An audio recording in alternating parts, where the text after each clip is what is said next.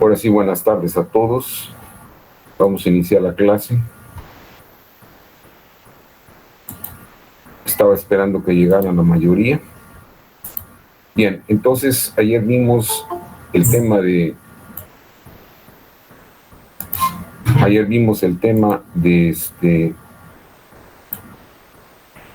de consolidación para tratar de entender qué era el fenómeno de la consolidación, porque estamos tratando, ¿verdad?, el tema de los asentamientos, y los asentamientos dijimos que pueden ser asentamientos elásticos y asentamientos por consolidación.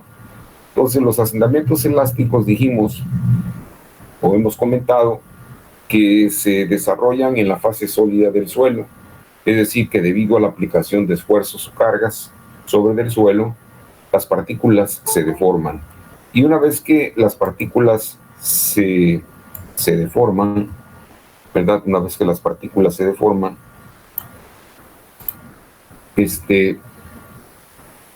si retiramos nosotros la carga de ese medio, de ese suelo, ¿verdad?, las partículas recobran su forma original, por eso se llaman deformaciones elásticas.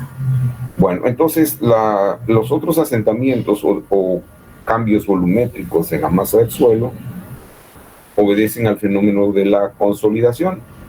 El fenómeno de la consolidación es la salida del agua de los poros del suelo, ¿verdad? Lo que es debido a la aplicación de una carga, lo que ocasiona un reacomodo de las partículas sólidas del suelo, reduciéndose los vacíos, y consecuentemente, al reducirse los vacíos, también se reduce el volumen de la masa del suelo.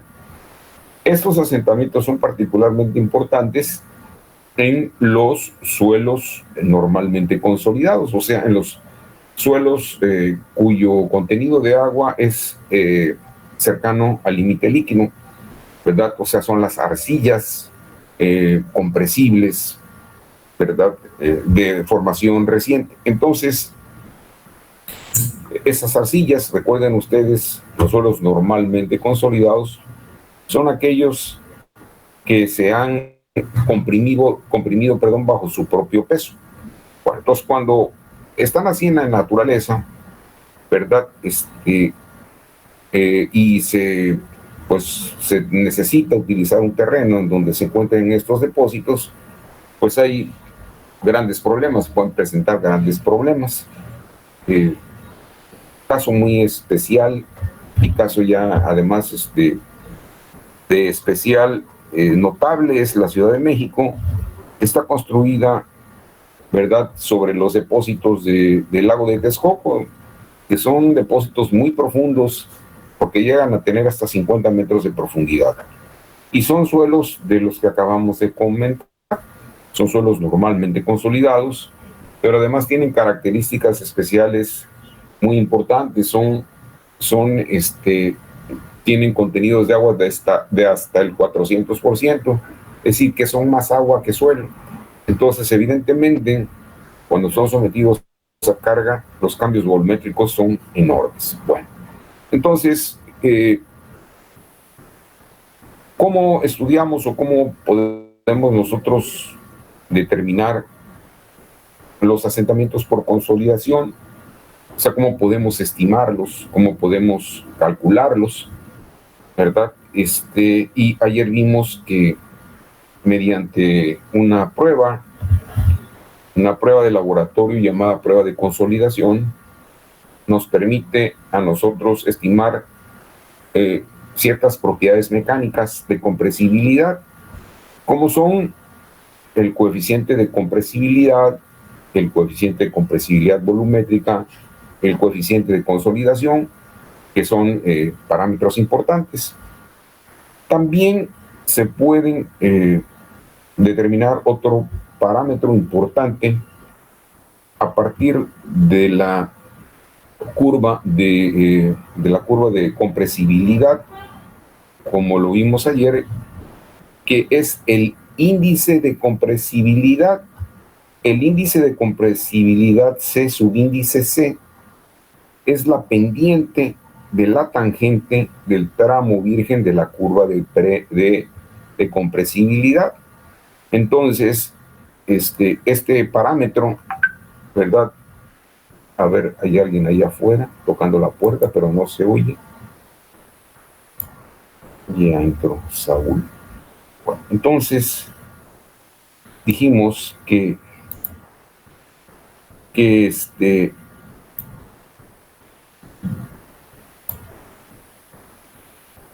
entonces mediante el conocimiento de la pendiente es posible estimar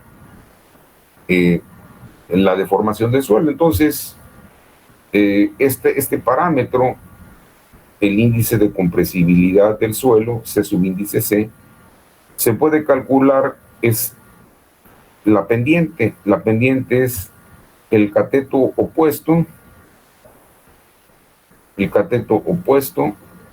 que sería E0 menos E, entre el cateto adyacente, que es P menos P0. Entonces, este es P y este es P0.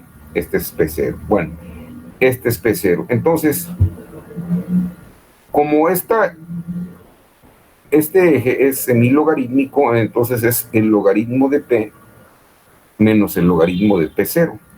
Entonces, hacemos las transformaciones correspondientes y sabemos que por las propiedades de los logaritmos, ¿verdad? El logaritmo de P menos el logaritmo de P0 es igual al logaritmo de P entre P0. Ahora, P0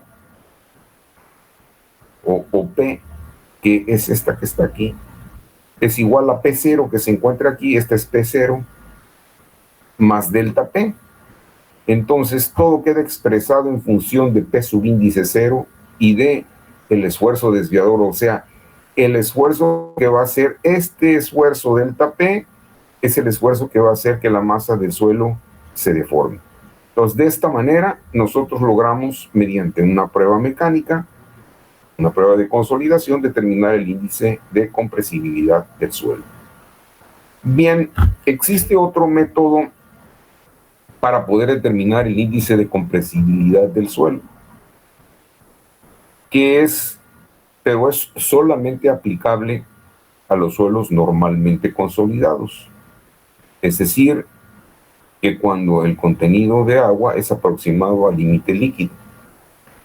Y esta relación empírica es 9 milésimas del límite líquido menos 10. Se conoce como el criterio empírico de Skempton. Esta ecuación empírica, ¿verdad? La hizo el profesor Skempton, pues ya debe de tener, pues no sé, pues a lo mejor mi edad, unos 70 años aproximadamente, y la obtuvo, o más quizá,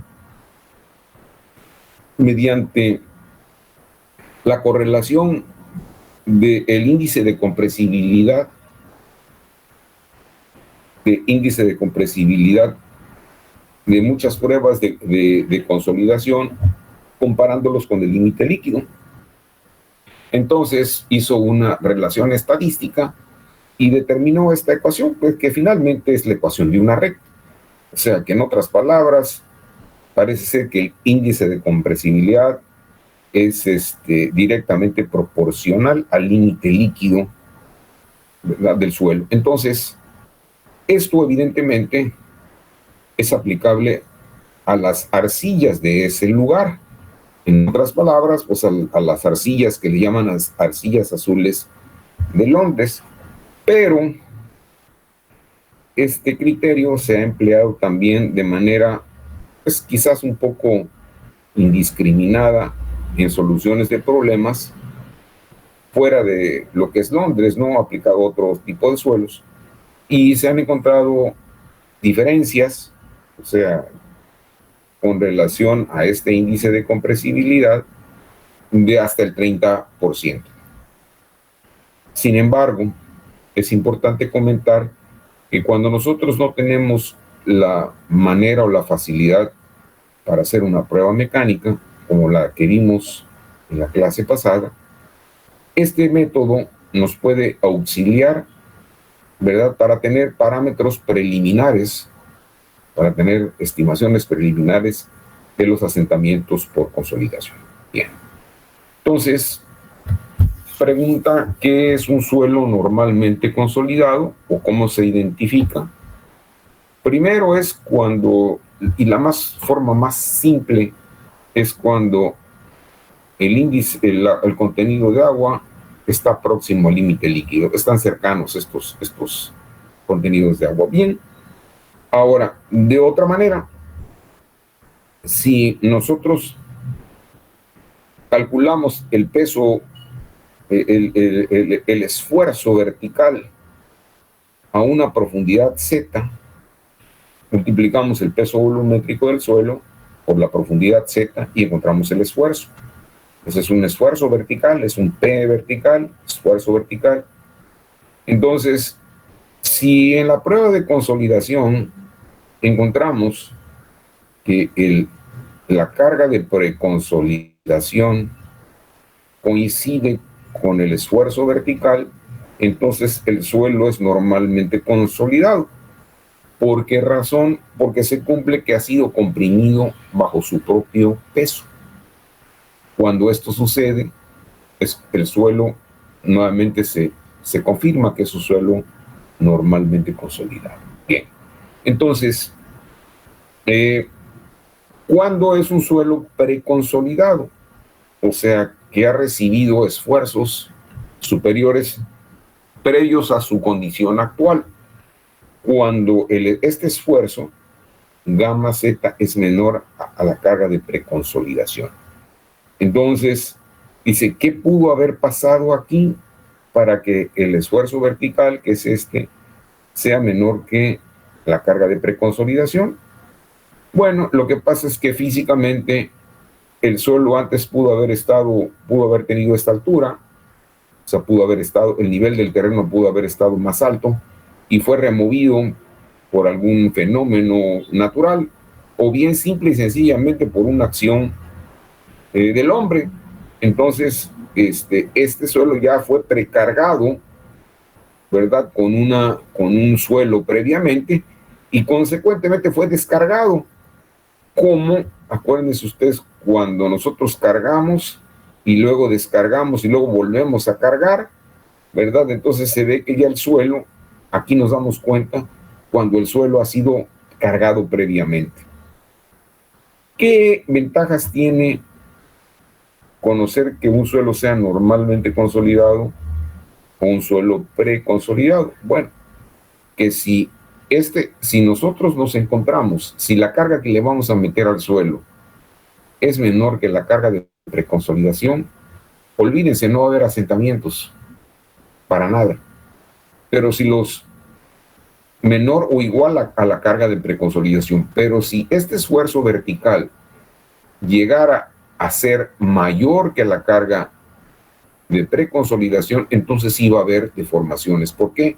Porque fíjense ustedes, aquí está la carga de preconsolidación y entonces nos vamos a mover hacia la derecha, o sea, perdón, nos vamos a mover hacia abajo, o sea, va a haber un cambio de volumen de E0 a E. Entonces, ¿qué es lo que sucede? Bueno, pues sucede que cuando los esfuerzos caen dentro de lo que es el tramo virgen de la curva de compresibilidad, las deformaciones suelen ser muy fuertes. Pero bueno, ¿qué tenemos que hacer? ¿Qué tenemos que hacer para ver si se van a presentar asentamientos fuertes o no? Primeramente, determinar si los suelos son normalmente consolidados o son suelos preconsolidados. Eso es muy importante. Bueno, entonces, este sería, digamos, la introducción. Bueno, entonces vamos a ver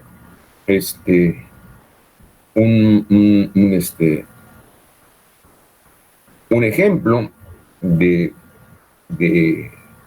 cálculo de un asentamiento por consolidación. Tengo la impresión de que, y espero y estoy seguro de que no me voy a equivocar, de que tampoco les enseñaron a determinar la ecuación para el cálculo de asentamientos por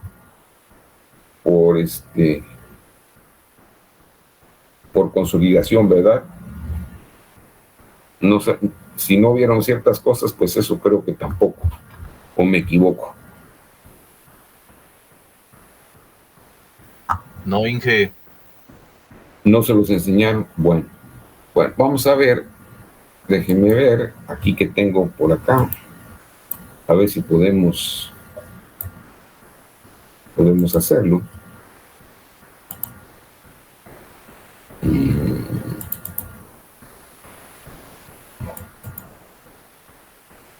Bueno, vamos a ver. Sí, a ver, déjenme ver. La verdad es que muchas veces cuando uno tiene, o sea, cuando no recibe uno toda la información de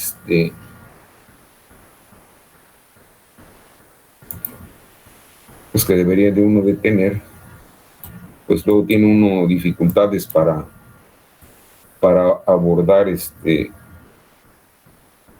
ciertos temas, pero bueno, vamos a tratar de paliar esta circunstancia. Aquí está lo que les había yo comentado, cómo se calcula el coeficiente de compresibilidad. Vamos a ver. Ahora vamos a ver cómo se calcula, cómo se determina la ecuación para el cálculo de los asentamientos. Entonces, fíjense bien cómo está este tema, que nosotros tenemos, está medio borroso, pero bueno, espero que esto no sea demasiado crítico. Nosotros sabemos, déjame ver si tengo una figura más decente adelante, no, parece que no hay una figura más decente adelante. Bueno, entonces,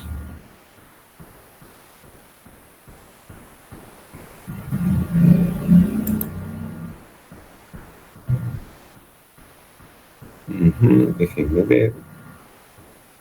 Esto es seguramente. Ajá, sí, bueno, pues ni modo. Entonces,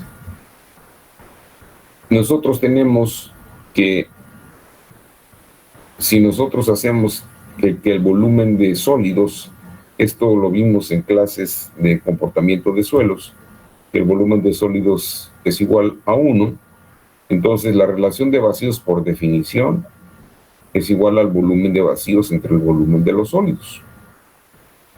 Como el volumen de sólidos es igual a 1, entonces el volumen de vacíos es igual a la relación de vacíos. Entonces, si la relación de vacíos es igual al volumen de vacíos y el volumen de los sólidos es igual a 1, entonces el volumen total de la muestra, de toda esta muestra, es igual a 1 más la relación de vacíos. Bien, entonces esto a su vez nosotros lo asociamos con el espesor del estrato y existe una relación entre, ¿verdad?, el espesor total del estrato de suelo y, o sea, H, y, a ver, creo que hay alguien por ahí afuera, vamos a ver. Sí, hay alguien. Hay alguien que está ahí. Bueno, entonces, perdón, vamos a ver. Entonces, ¿verdad? Existe una relación en donde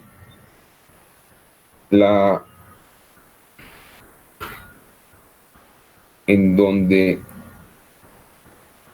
delta H, o sea, la deformación, que sería esta, es igual a delta E de la relación de vacíos entre H, que es el espesor total de la muestra, o sea, H es igual a 1 más E y delta H es igual a delta E. Entonces, delta H entre H es igual a delta E entre 1 más E. Entonces, si despejamos delta H, pues obtenemos esta ecuación. Entonces, delta H es igual a delta E entre 1 más E0 por H. Pero esto implica que el incremento o el decremento de la relación de vacíos, este delta E, que está aquí, este delta E es igual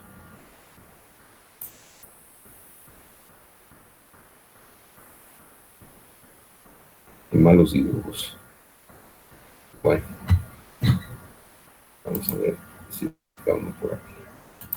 Es igual a E0 menos E. Este es delta E, E0 menos E. Entonces, esta es delta E, E0 menos E. Y entonces,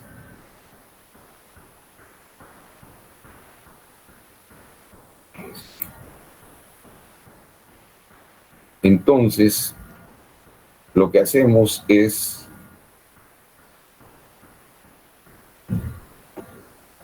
sustituyendo 3 en la ecuación 2, delta E es igual a E menos E0, y E menos E0 es igual al índice de compresibilidad por el logaritmo de P entre P0. Finalmente, sustituimos las ecuaciones, en la ecuación la 3 en la 2, y obtenemos esta ecuación, que delta H es igual a esto, y que finalmente, si P es igual a P0 más delta P, entonces finalmente, tenemos esta ecuación, que esta es la ecuación de los asentamientos por consolidación. ¿Y qué es esta cosa que tenemos aquí? Pues simple y sencillamente, finalmente, ¿verdad? Es la ecuación de una recta. Entonces, de esa manera es como podemos nosotros, de aquí se deriva la ecuación para el cálculo de los asentamientos por consolidación. Y aquí nuevamente se presenta el índice de compresibilidad, que bien sea lo podemos determinar de manera aproximada con la relación de Skempton, o bien sea de manera más precisa con la prueba de consolidación. Entonces, bueno, ya vimos de dónde sale esta cosa. Ahora vamos a regresar al ejemplo. Entonces, fíjense bien, ya que le dimos toda esta vuelta, se pone la cosa media complicada, pero bueno, vamos a tratar de que esto sea lo más simple posible. Entonces, se trata de determinar el asentamiento en un silo debido a la presencia de un estrato arcilloso, de acuerdo con la información siguiente. Entonces, sí está bien, vamos a ver. Entonces, este es el silo. El silo tiene 20 metros, es una estructura de concreto reforzado. El peso volumétrico del concreto es de 2.4 toneladas por metro cúbico. El diámetro total de la tapa del silo es de 8 metros y tiene 20 centímetros de espesor. Y las paredes del silo tienen 30 centímetros de espesor y la cimentación tiene 1 metro de espesor. Entonces, el peso volumétrico de los granos secos almacenados es de aproximadamente 1.6 toneladas por metro cúbico, casi pesan lo mismo que un suelo. Eso es de lo que vamos a rellenar aquí este silo. Entonces, ¿de qué se trata el tema? Bueno, se trata de calcular cuánto se va a hundir este silo, cuánto se va a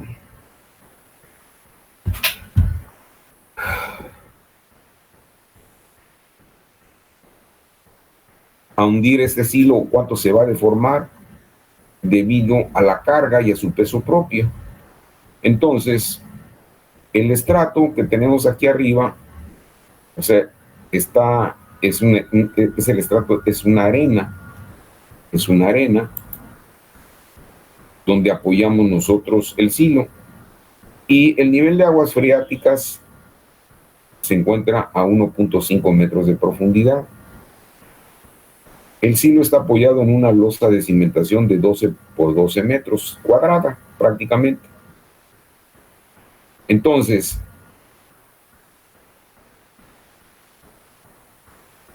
¿verdad? ¿Qué tenemos por aquí? Pues que la carga del silo se va a transmitir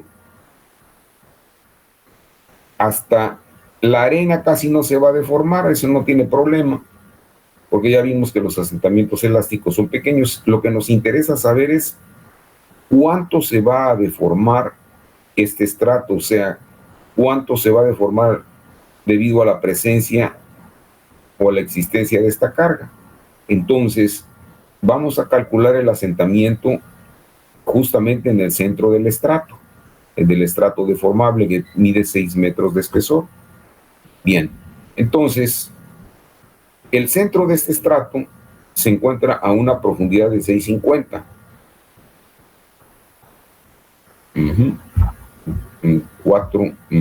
650. ¿Por qué razón? Bueno, 650 más, ¿por qué? Porque tenemos que 1 metro está siendo ocupado, ¿por quién?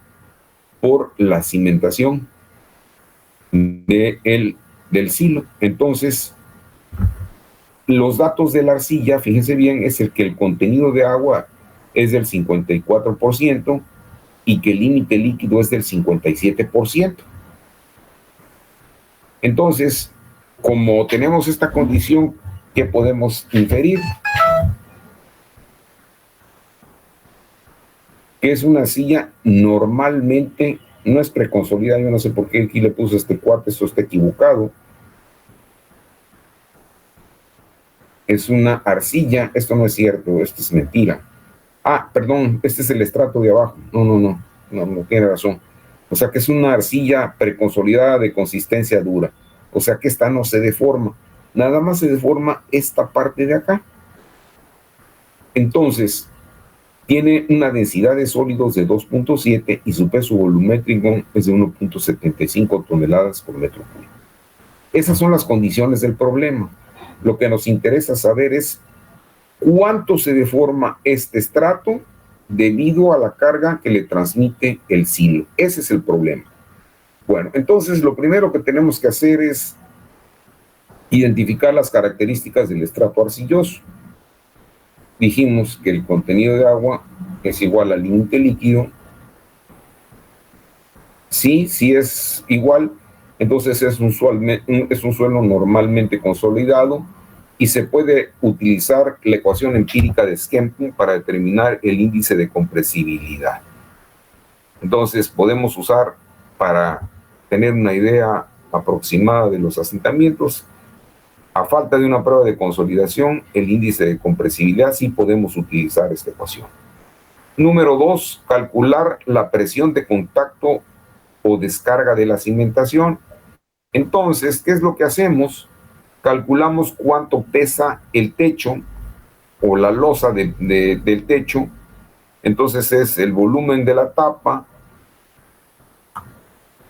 por el peso volumétrico del concreto, es geometría. Pi por d al cuadrado entre 4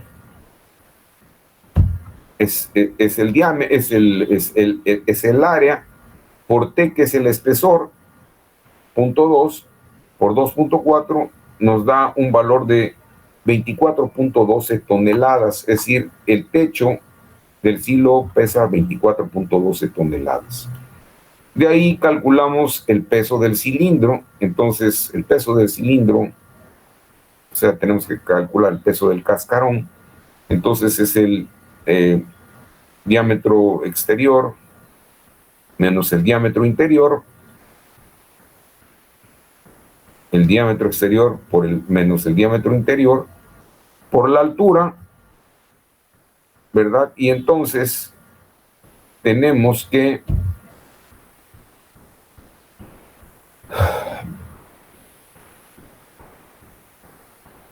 bueno, el área exterior menos el área interior.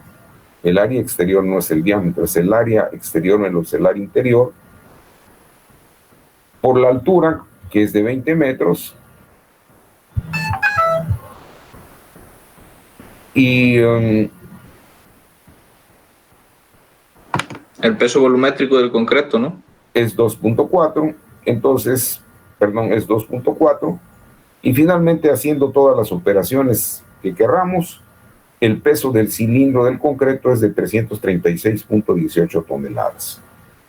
Y de ahí calculamos el peso de la cimentación, o sea, de la losa, y entonces,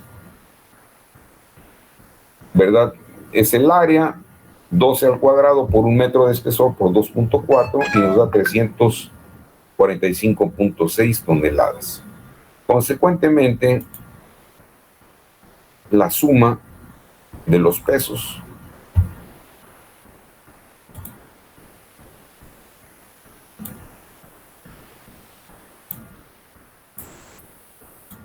nos da el peso total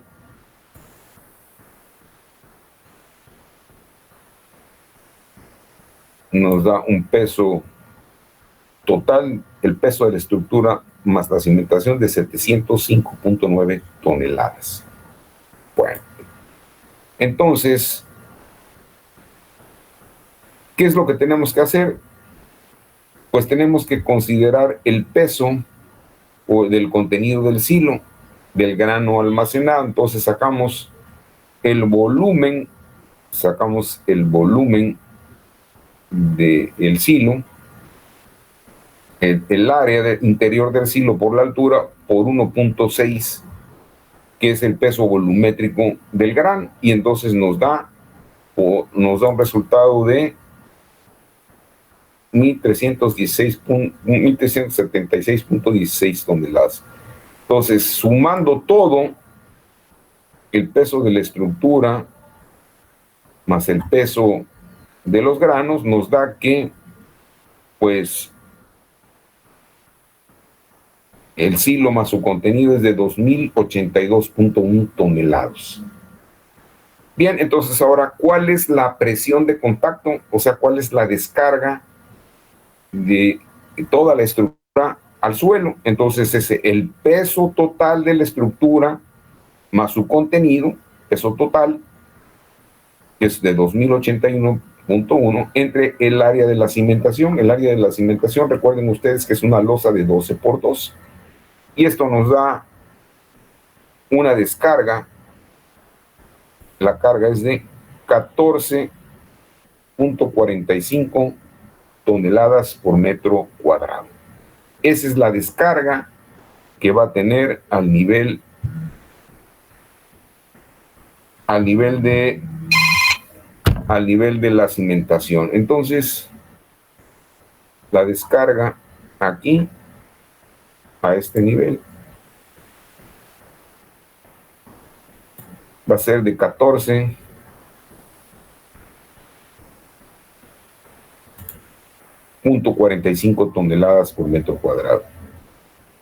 Entonces, pero este no es el esfuerzo que se presenta. Este no es el esfuerzo, perdón, que se presenta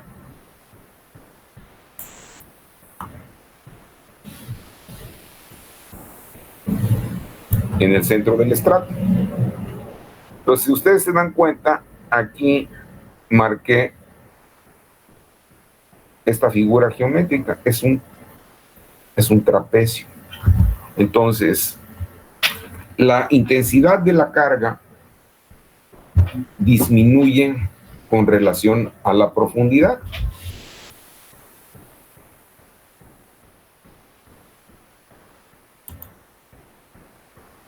¿Y cómo podemos calcular ese esfuerzo, cómo disminuye?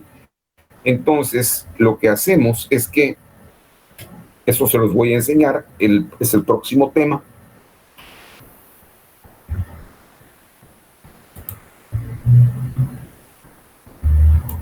Vamos a ver. Entonces, tenemos que, ¿cuál sería esta pendiente que ven ustedes aquí? Lo que pasa es que, como está muy media.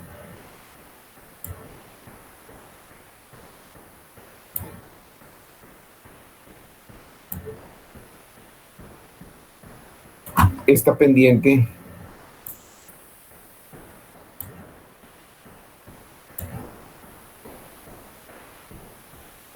es de 2:1, como podrán, no sé si se pueda ver, yo lo veo con cierta claridad, pero no sé si ustedes lo puedan ver bien. Aquí está el número, 2:1. Sí se ve. Entonces, por cada 2 metros que bajamos, se abre 1 metro hacia la izquierda. Entonces, si esta, fíjense bien, esta es la distribución, o sea, si aquí el esfuerzo fue de 14 toneladas, 14 y fracción, 14.45 toneladas por metro cuadrado, si sacamos el área de esta figura, entonces habría que calcular a qué profundidad se encuentra. Y entonces vamos a ver cómo lo hicimos. B más Z. ¿Quién es Z? B más Z.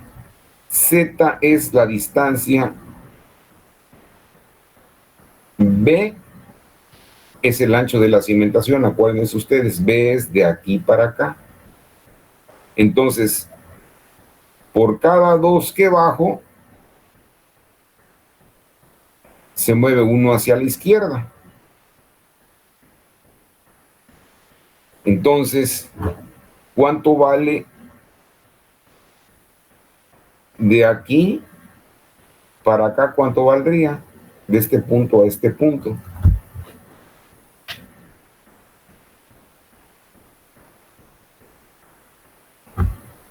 Bueno, vamos a ver si lo hice bien, o si no me equivoco. Entonces,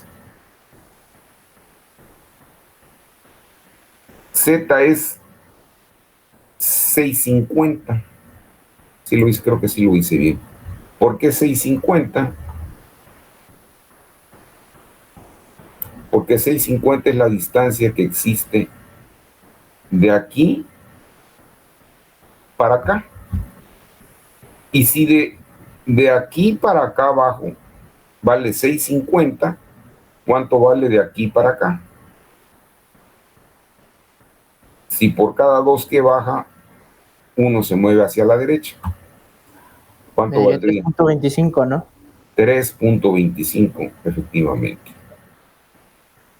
3.25. Bueno, entonces, ¿qué nos dice la lógica? Como es, fíjense bien,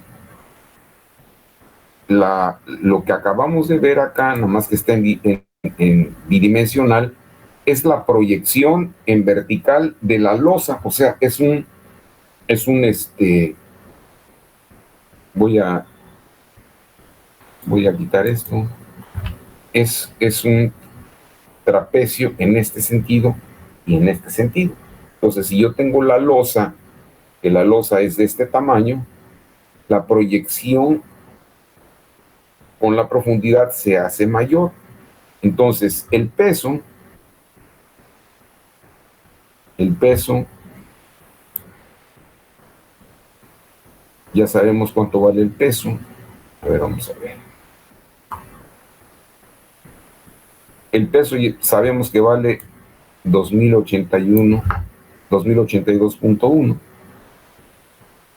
¿Y cuánto vale el lado? Este lado, ¿cuánto vale? Vale B. Este vale Z entre 2 y este vale Z sobre 2. Z sobre 2 más Z sobre 2 es igual a Z. Por lo tanto, este lado vale Z y por lo tanto es B más Z. Entonces, B más Z al cuadrado, porque es el área de la proyección de la cimentación con relación a la profundidad, ¿verdad? Entonces, hacemos las operaciones y nos dice que a esta profundidad, delta QZ, o sea, este es delta P, vamos a decirlo así, el incremento es de 6.08 toneladas por metro cuadrado. Lo cual significa que si yo estoy descargando aquí 14 y fracción toneladas, esa es mi presión de contacto, con relación a la profundidad, la presión va disminuyendo. O sea, la presión se distribuye de esta manera de forma aproximada. Y entonces la presión es menor. No es la presión que tengo aquí, es la presión que transmitía esta profundidad, pero que se va perdiendo, vamos a decirlo así, al ampliarse el área, ¿verdad?, de la proyección, evidentemente el esfuerzo disminuye y consecuentemente, ¿verdad?, el incremento de la presión debido al peso del silo es de 6.08 toneladas por metro cuadrado. Este es delta P. Bien, entonces, ¿cuánto vale el esfuerzo efectivo generado geostático en el centro del estrato? Entonces, ¿cuánto vale P0? Entonces será, vamos a ver, 1.50 por 1.9, 1.50 por 1.9, más 3,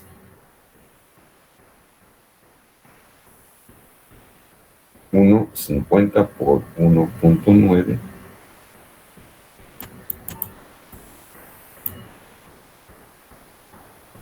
más 3 por 1.3, porque es la mitad de 6, es 3, entonces, y el peso volumétrico, a ver, vamos a ver qué hicimos aquí, gamma de la masa es 1.9, sí, perdón, de 1.5 a 4.50 hay 3 metros, de aquí para acá, 4.50 menos 1.50 son 3 metros, entonces,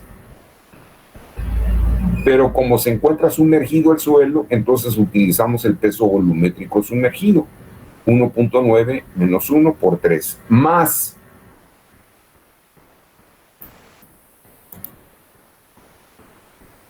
la mitad, o sea, al centro de este estrato, si el estrato mide 6 metros, la mitad son 3 metros, entonces 3 metros por 1.75, que es el peso volumétrico del suelo, menos 1, que es porque está sumergido, hacemos las operaciones y peso índice 0 es igual a 7.8 toneladas por metro cuadrado. Entonces, como ya tenemos la ecuación, ya conocemos la ecuación de los asentamientos, que ya lo vimos de una manera muy rápida, aplicando lo que ya sabemos, calculamos el índice de compresibilidad del suelo. El índice de compresibilidad del suelo es 0.009 ¿Cuánto vale el límite líquido? Vale 57 menos 10. Entonces, hacemos las operaciones y el índice de compresibilidad vale 0.42. 0.42. ¿Cuánto vale? ¿Cuál es el espesor del estrato compresible? ¿Cuánto vale el espesor del estrato compresible? El espesor del estrato compresible vale 6 metros, desde aquí para acá. Entonces, por 6 metros. ¿Cuánto vale entre 1 más la relación de vacíos? Entonces, esta ecuación ya la debemos saber por comportamiento de suelos. Esa es una ecuación conocida. Es igual a la humedad expresada en fracción multiplicada por la densidad de sólidos. Esto nos da 1.46. Entonces, es 1 más la relación de vacíos, 46. ¿Cuánto vale P0? Vale 7.8. ¿Cuánto vale delta P? 7.08. ¿Entre quién? Entre P0. 7. Hacemos las operaciones correspondientes y nos da que el asentamiento es de 0.25 metros, o sea, 25 centímetros, lo cual significa que por consolidación, ¿verdad? Este silo se habrá hundido, o sea, de aquí para acá tuvo un hundimiento de 25 centímetros. Ese fue el asentamiento. Entonces, bueno, pues ese es el procedimiento para el cálculo de asentamientos por consolidación. Es un ejemplo. Bueno, más adelante, desde luego, vamos a ver vamos a ver, ¿cómo se llama? Más ejemplos, porque les vamos a poner todos los, ¿cómo se le puede llamar?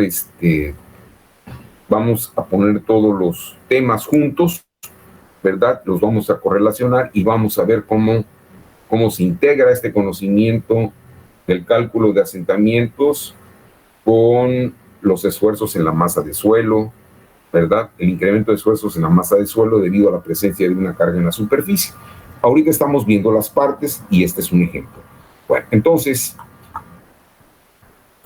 para concluir el tema, ¿verdad? Los asentamientos son deformaciones del suelo debido a la aplicación de una carga unitaria, generalmente por una cimentación, o bien el cuerpo de una obra de tierra, o sea que puede ser un terraplén.